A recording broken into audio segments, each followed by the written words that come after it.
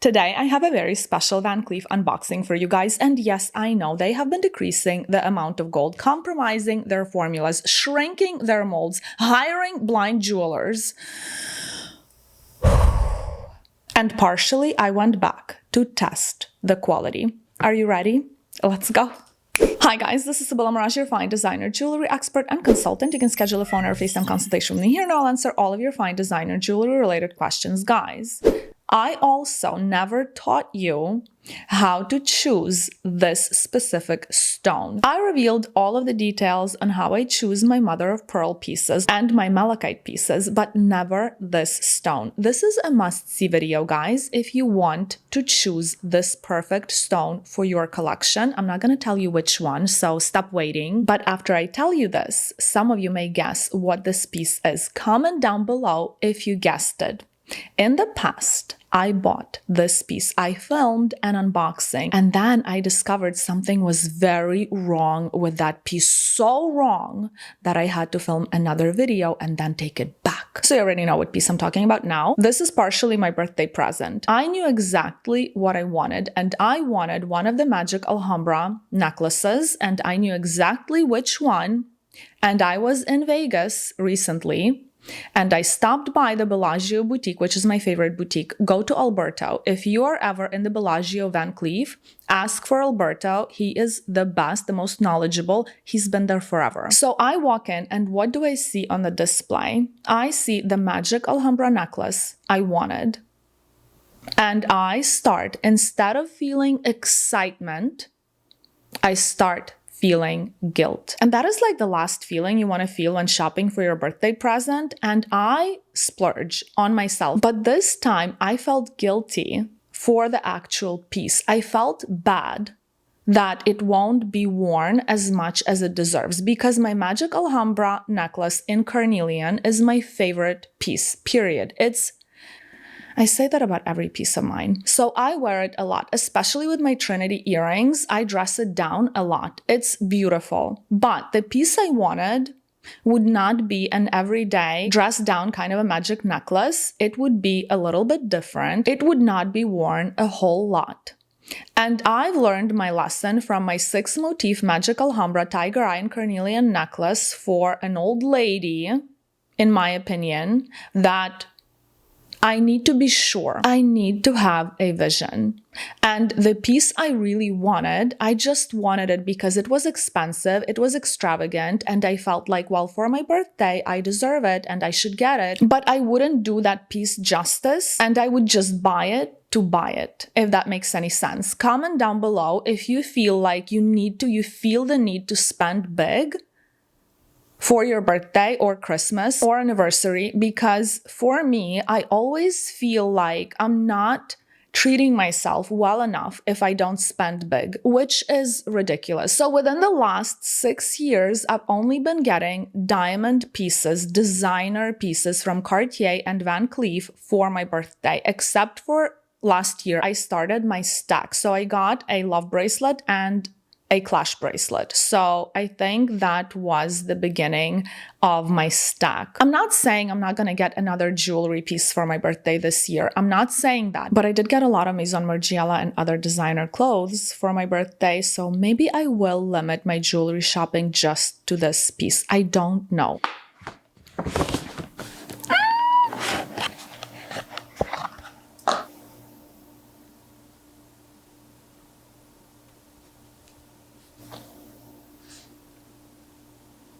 I just cannot say no to carnelian. It's my favorite stone that Van Cleef has to offer, and it's so beautiful. It suits me so well. So you need to nail the color. That's the #1 tip. But let me put it on, and then I'm going to give you a little step-by-step guide on how to choose your most perfect carnelian creation from Van Cleef.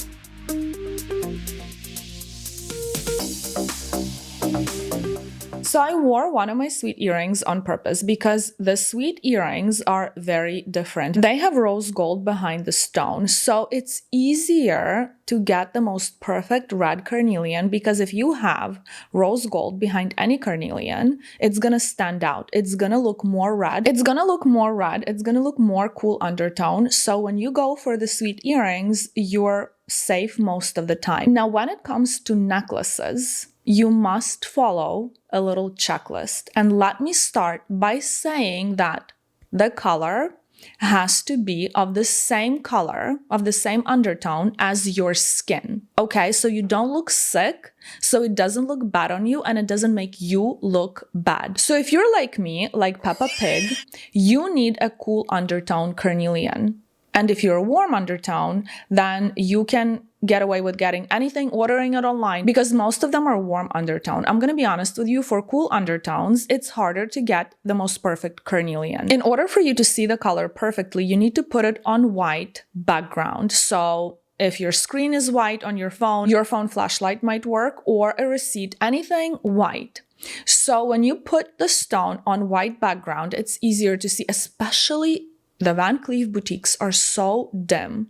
They are so romantic and beautiful inside, but they're dim. You cannot really see what you're getting unless you know how to see the color properly in such a dim environment. So, white background, flashlight, bright white screen. I will use my phone screen because the wallpaper on my phone is white, or you can open Google Chrome or something and put the creation on top, or you can use the flashlight. I use all three. So carnelian crystals can be very translucent, semi-translucent, or cloudy, like milky, not as translucent as you would want them to be. So let me tell you how to choose your most perfect carnelian. With a flashlight, you will see the color.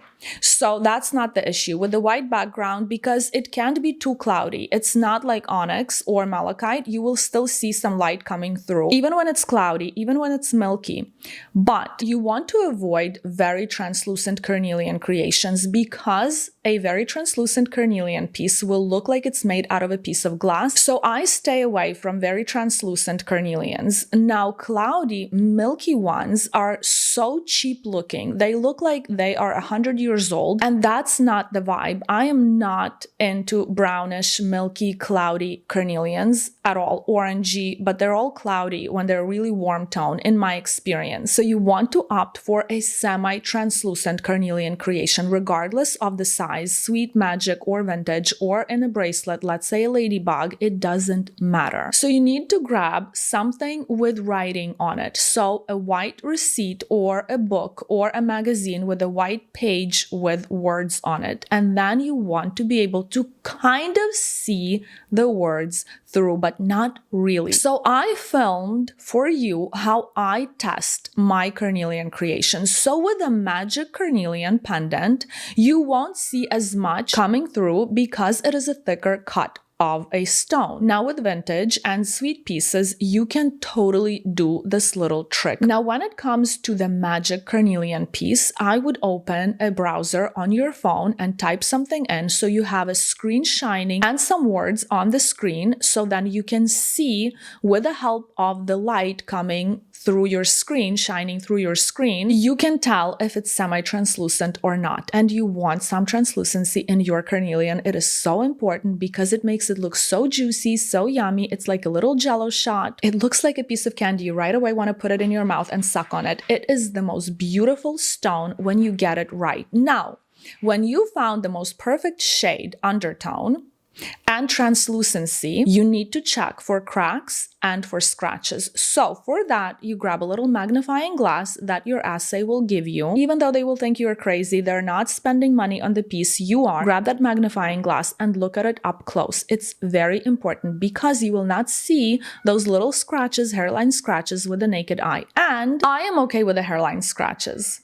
I am, because it's way harder to get the most perfect shade, the most perfect translucency stone, than to hunt for the one without any hairline scratches. It happens. Onyx, in my experience, is always scratched. I don't know what it is. Maybe they just mishandle it because it's supposed to be so hard wearing that onyx always comes scratched. in any creation I've ever had. Those scratches are so hard to see, but what you're really looking for are little cracks around. So when you cut a carnelian stone into a clover shape, or any shape really, it can crack on the edge.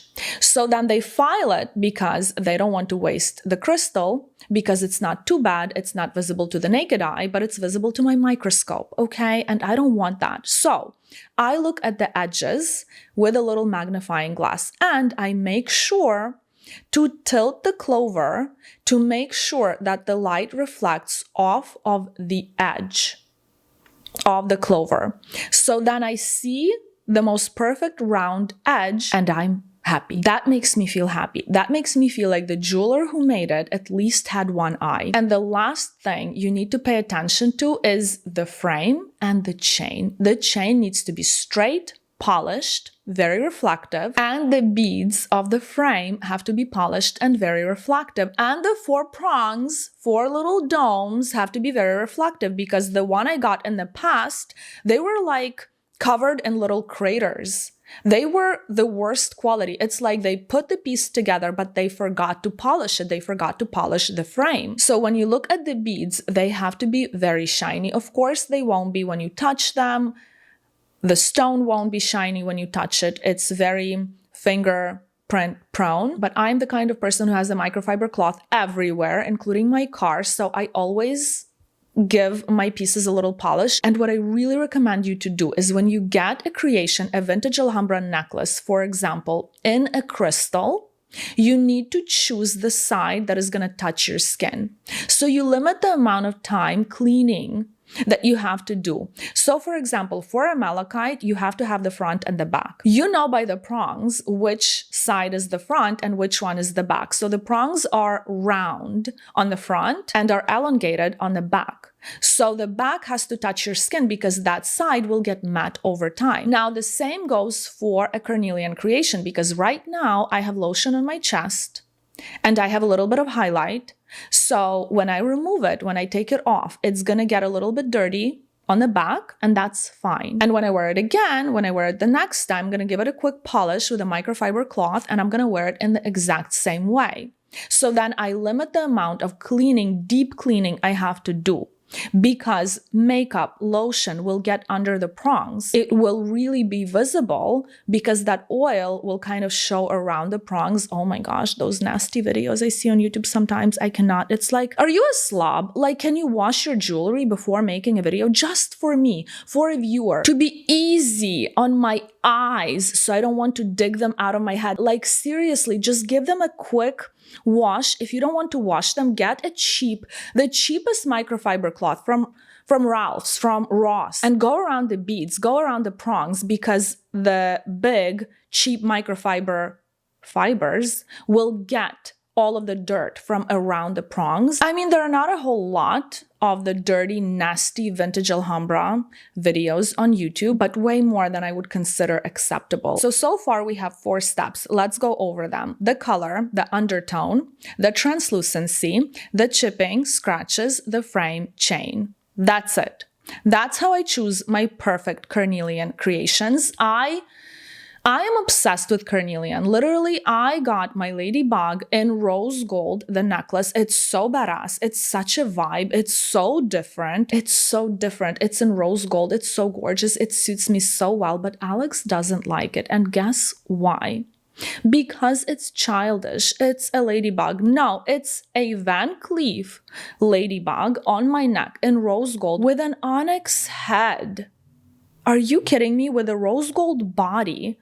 It is so badass. It has its unique vibe. It's so beautiful when you dress it down or you layer it. But this vintage Alhambra carnelian pendant could be dressed up. It's more Van Cleefy. It is more elevated because of the shape, because it's in yellow gold. Yellow gold looks extremely expensive. Now I have my Trinity earrings, so I can go crazy and I can get as many yellow gold vintage Alhambra necklaces as I want, as long as the color suits my skin tone, because it will make up for the yellow chain, just like this piece. Let me know in the comments down below what you think about this piece, about this carnelian, how you choose your carnelian creations, or leave your tips on how you choose any creations from Van Cleef. Cleef. I really love to learn from you guys. Now, this piece, I had a vision. I wanted it for so long. I was upset when I got it and it wasn't perfect. So because I've wanted it for so long, it was such a no-brainer. When I asked my essay if they had it, he said they did, but he didn't like the color. Because it was on a black background, he didn't see the color. When he brought it out and we looked at it in person, it was so stunning. I was very lucky. I felt like in that moment that I asked for it and I felt like I needed it in my collection. I have the sweet carnelian pendant. I have the magic carnelian pendant. I have the ladybug pendant. I have these earrings, the sweet bracelet, the ladybug bracelet. This is the only carnelian creation I really wanted. This is the only creation I really was missing because I'm not into carnelian bracelets. Guys, you already know they are never shiny.